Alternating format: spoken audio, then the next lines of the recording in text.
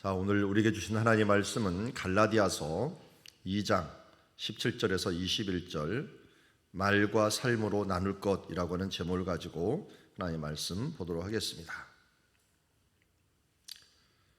갈라디아서 2장 17절부터 21절까지 한 절씩 교독합니다. 만일 우리가 그리스도 안에서 의롭게 되려 하다가 죄인으로 드러나면 그리스도께서 죄를 짓게 하는 자냐? 결코 그럴 수 없느니라. 만일 내가 헐었던 것을 다시 세우면 내가 나를 범법한 자로 만든 것이라. 내가 율법으로 말미암아 율법에 대하여 죽었나니 이는 하나님에 대하여 살려 함이라. 내가 그리스도와 함께 십자가에 못 박혔나니 그런즉 이제는 내가 사는 것이 아니요 오직 내 안에 그리스도께서 사시는 것이라. 이제 내가 육체 가운데 사는 것은 사랑하사 나를 위하여 자기 자신을 버리신 하나님의 아들을 믿는 믿음 안에서 사는 것이라. 같이 읽겠습니다. 내가 하나님의 은혜를 패하지 아니하노니 만일 의롭게 되는 것이 율법으로 말미암았으면 그리스도께서 헛되이 죽으셨느니라. 아멘. 오늘 말씀에 보면 갈라디아 교회에 대해 편지하는 것을 보게 됩니다. 우리 서신서 중에서 유일하게 한 도시에 보내지 않고 지역에 보낸 글이 갈라디아서입니다.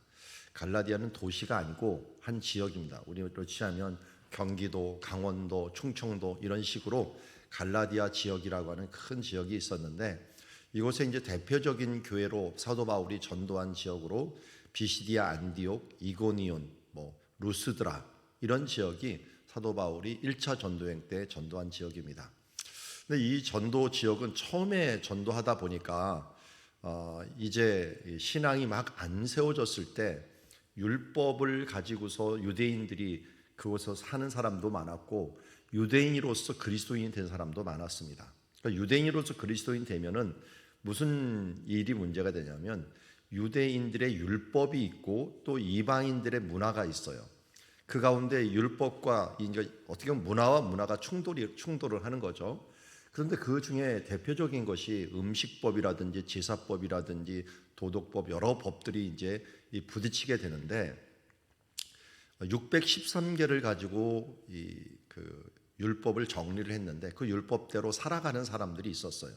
그런데 예수님께서 오셔서 율법을 완성해 주셨습니다. 완성하면서 없어진 것들이 있고 계속적으로 존재하는 것들이 있습니다. 이게 우리로 지금도 혼동케 하는 일들이 있어요. 그 중에 하나가 십계명 같은 것이죠. 그 십계명 우리에게 자유롭느냐? 아직도 계속적으로 지켜야 되는 법입니다. 그런데 우리가 지금은 안 지키는 법들이 있어요.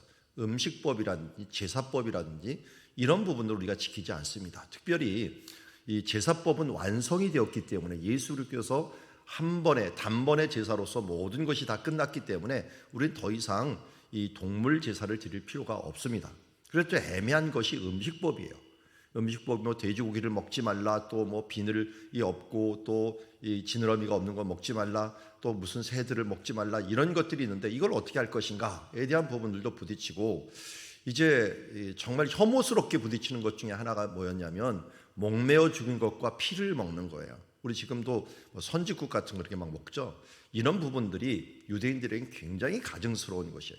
왜냐하면 생명이라고 여기는 피가 생명이었기 때문에 그것을 제사 드릴 때 반드시 옆에다 부었는데 그걸 갖다가 굳혀서 먹거나 어떻게 피채 먹거나 하는 것들은 이들에게 용납이 될 수가 없었습니다. 예를 들어서 제가 이스라엘에서 유학을 할 때 정말 고기가 맛이 없었어요. 왜냐하면 이들이 고기의 피를 다 빼서 먹게 됩니다. 그럼 피를 완전히 빼려면 어떻게 하느냐? 소금물에다 3일을 담가놔요. 그러다 보니까 고기가 다 짭짤합니다. 그러다 보니까 이게 고기를 먹어도 제대로 고기 맛이 안 나고 이 생고기를 먹으려면 너무 비싸고 한데 생고기도 그러니까 너무 짭짤하고 거기다 그러면 먹을 수 있는 게 유일하게 그 냉동으로 된 것이에요. 냉동. 그 냉동 탁탁한 걸 갖다가 또 쓸어주지도 않으니까 그걸 덩어리를 가져가고 그걸 또 쓸어갖고 한참 이 사람들 대접할 때 해 먹는데 그러다 보니까 지금 같았으면 도저히 못해요. 지금 아마 사람들 못할 거예요. 왜냐하면 냉동 고기도 이거 쓸어내는 것도 쉽지 않고 요새 젊은 사람들이 하기 힘든 일들로 억지로 해갖고 이걸 먹었던 적들이 생각이 납니다. 그러니까 먹는 것 하나도 그래요. 물고기도 마찬가지죠. 물고기도 비늘 없는 것들을 못 먹으니까 뭐 동태라든지 참치라든지 이런 것들은 먹지도 못하고, 그러다 보니까 먹는 게 굉장히 제한이 있었어요. 그러니까 이런 부분들에 대해서 어떻게 할 것인가를 우리가 의논한 것이 사도행전 15장에 있는 이방인들이 예수 믿고 구원을 받았는데 그러면 음식법을 지키거나 또 율법을 지키지 않으면 어떻게 되는 건가? 그래서 이런 이 율법을 철저히 지키던 유대인들은 너희가 율법을 지키지 않으면, 이런 하나님의 법을 지키지 않으면 구원을 받지 못한다라고 얘기를 했고, 사도 바울이나 베드로는 보니까 아니 그렇게 율법을 지키지 않았는데도 성령님이 임해갖고 그를 구원을 했는데 어떻게 그게 율법을 지키지 않는다고 구원을 얻느냐, 이 부분들에 대해서 논쟁이 많았죠. 그런데 어제 우리가 보았던 말씀처럼 이 덕을 세우는 부분들에 초점을 맞췄어요. 우리가 구원은 당연히 율법으로 받는 게 아니라 하나님 예수 그리스도를 믿는 은혜로 주신 믿음으로 말미암아 구원을 받는다. 그러나 삶에 있어서는 덕을 세우는 삶을 살아야 된다. 근데 먹고 마시는 이 부분들에서 하나님께서 어떤 예수 그리스도 완성하시고 자유를 주셨는데 이방인에게 너무 많은 짐을 지어갖고 안식일을 이렇게 지켜라 저렇게 지켜라, 물론 지키면 좋겠지만 그것이 짐이 돼갖고 그것이 구원에 대한 어떤 문제가 되느냐 하지는 말자 해갖고 15장에 말하면, 그런데 사람들에게 혐오스럽게 하는 일은 서로 하지 말자.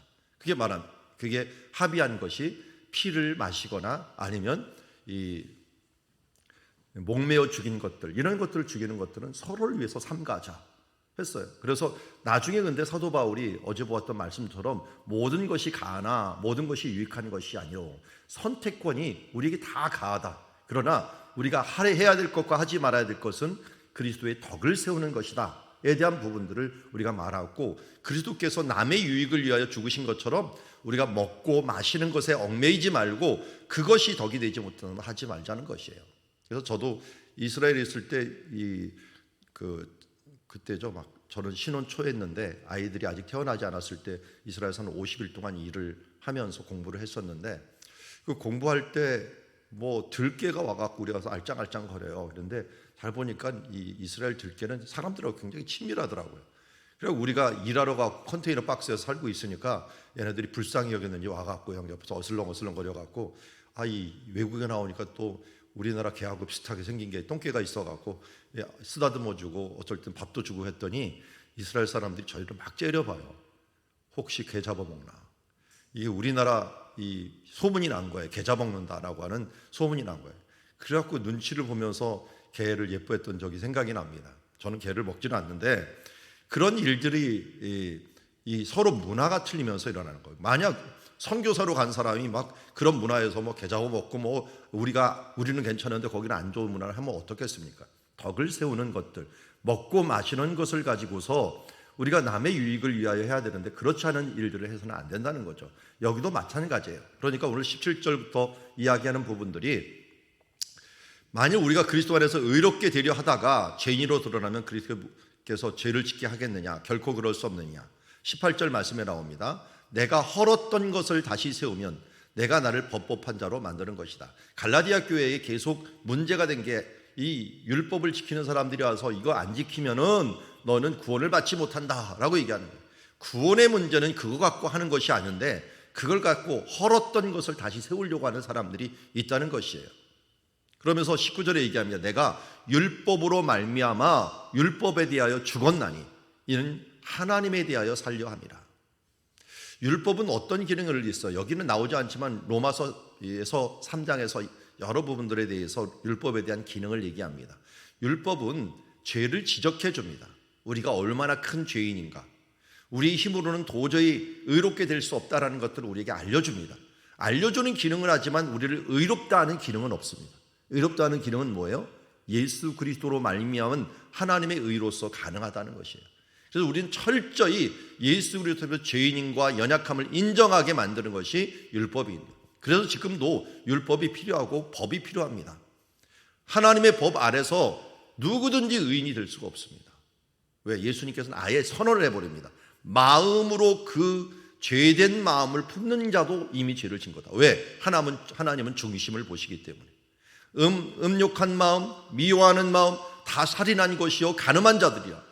이것에 의하면 누구도 말할 필요 없이 다 죄인이에요.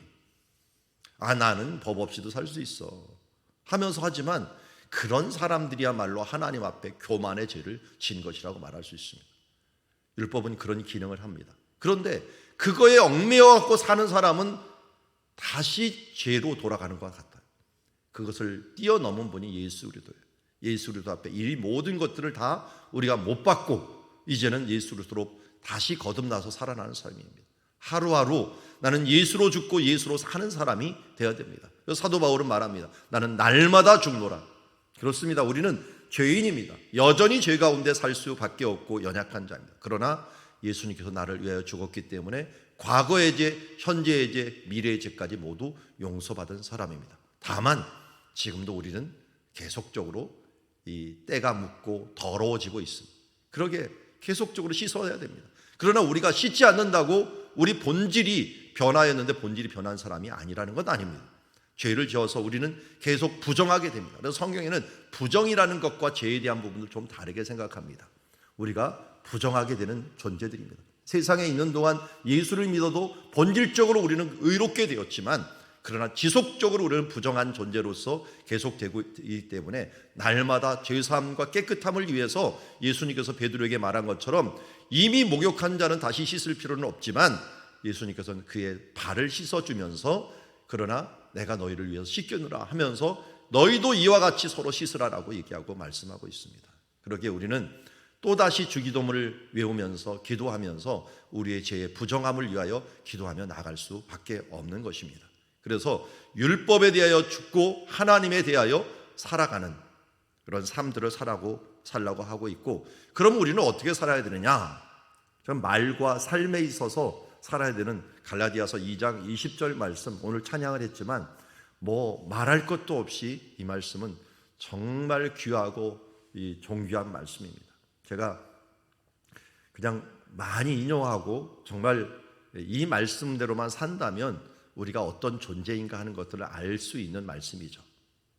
자, 우리가 그럼 본질상 어떤 사람입니까? 내가 그리스도와 함께 십자가에 못 박혔습니다.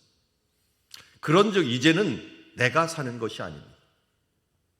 나는 죽고 이제는 내가 사는 것이 아니니까 누가 사는 겁니까? 내 안에 그리스도께서 사시는 것입니다. 질그릇 같은 우리, 이곳에 보배로운 예수 그리스도께서 들어와 내 안에 사시는 것입니다. 이제는 내가 사는 것이 아니라 그리스도 내 안에 사시기 때문에 이제는 내 뜻과 내 생각대로 하면 되지 않습니다. 이제 내가 육체 가운데 여전히 살고 있지만 나를 사랑하사 나를 위하여 자기 자신을 버리신 하나님의 아들을 믿는 믿음 안에서 살아가야 되는 것입니다. 우리의 삶은 나를 위한 삶이 되지 말아야 될 것은 내 안에 예수께서 사는 것이고, 나는 죽고 예수로 살았기 때문에 이제는 그를 믿는 믿음 안에서 그의 뜻대로 살아가는 존재가 되어야 된다는 것을 말씀하고 있습니다. 이 말씀을 꼭 외우시고 못 외우시면 요절로라도 계속 찬양, 오늘 했던 찬양처럼 외우시면서 다시 한번 나는 어떤 존재인가, 나는 어느 위치에 있는가 하는 이정표를 잊지 마시기 바랍니다. 나는 죽었다. 나는 죽었다. 그리고 예수께서 내 안에 사셨다. 그러기에 나는 이제 어떻게 살아야 되느냐? 나를 사랑하사 나를 위하여 죽으신 하나님의 아들을 믿는 믿음으로 살아간다.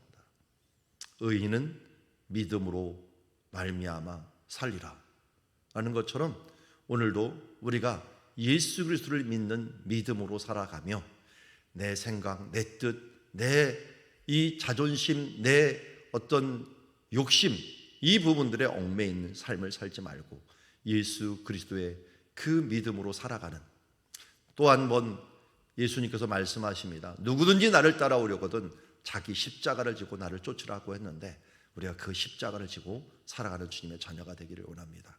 오늘도 기도 제목을 한번 점검을 해보시고 내가 힘들어하고 내가 지쳐있는 모습들이 과연 무엇인가, 내가 예수 그리스도로 그리스도께서 사시는 이 믿음으로 사는 것에 힘들어하는 것인가, 아니면 여전히 내가 십자가에 못 박힌 내 자신과 내 자신에 있는 문제 때문에 힘들어하는가를 한번 돌아보시기 바랍니다. 21절에 얘기합니다. 내가 하나님의 은혜를 패하지 아니하노니. 에베소 2장 18절에서 내가 은혜로 인하여 믿음으로 말미암아 구원을 얻었나니 이것은 내 행위에서 난 것이 아니다.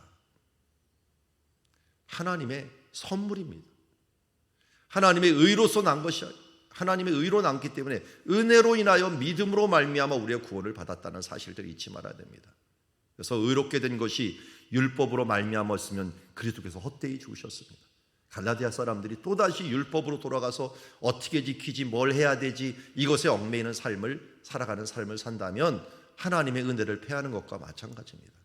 오늘도 내가 뭘 해야 되지, 무엇을 위하여 뭘 하면서 얽매여 갖고 내 자신이 스스로 나를 괴롭히는 사람이 되지 말고 하나님의 은혜 안에서 해방된 주님의 자녀처럼 내가 그리스도께서 내 안에 사시고 그리스도께서 기뻐하시는 그 일들을 위하여 그 아들을 믿는 믿음 안에서 살아가는 오늘 하루가 되기를 원합니다.